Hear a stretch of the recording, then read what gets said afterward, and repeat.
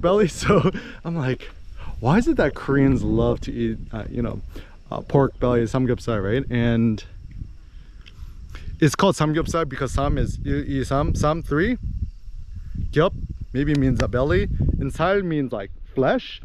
Even in Vietnamese, it's a ba ji theo, ba multi ba 1 2 3 in Vietnamese. Cheat maybe means stomach, heo is pig. So it's kind of like pork belly tends to have 3 lines of fat, and so, or flesh, who knows.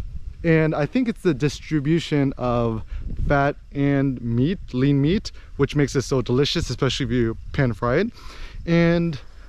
But then something that's kind of on my mind, like I might be just superstitious about this, but I'm just like, can I not digest pork that well? Like, is it easier to digest beef?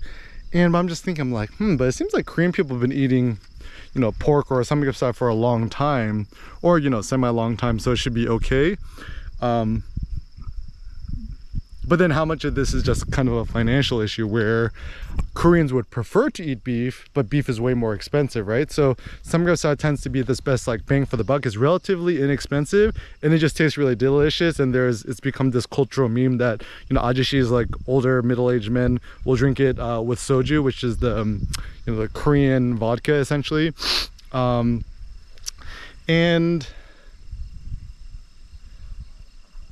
And then there's so many halal rules that are anti-pork. You can't eat pork, Jewish tradition, Islam, whatever. And I think part of it was this bias that historically, maybe it is true that pigs carried more disease. It seems that, based on my understanding, pigs are less discerning about what they eat, right?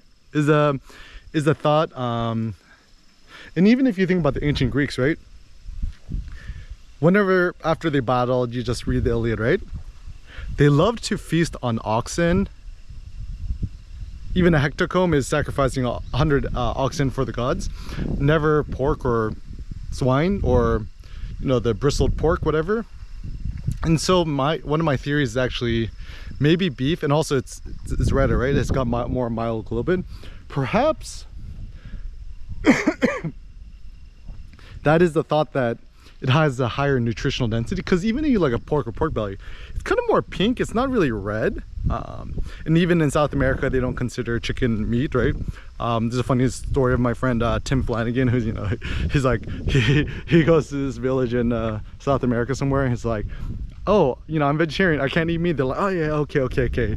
And they cook him up some food he's eating. He's like, oh, what is this? He's like, oh, it's a chicken soup, right? It's just like, chicken ain't meat, right?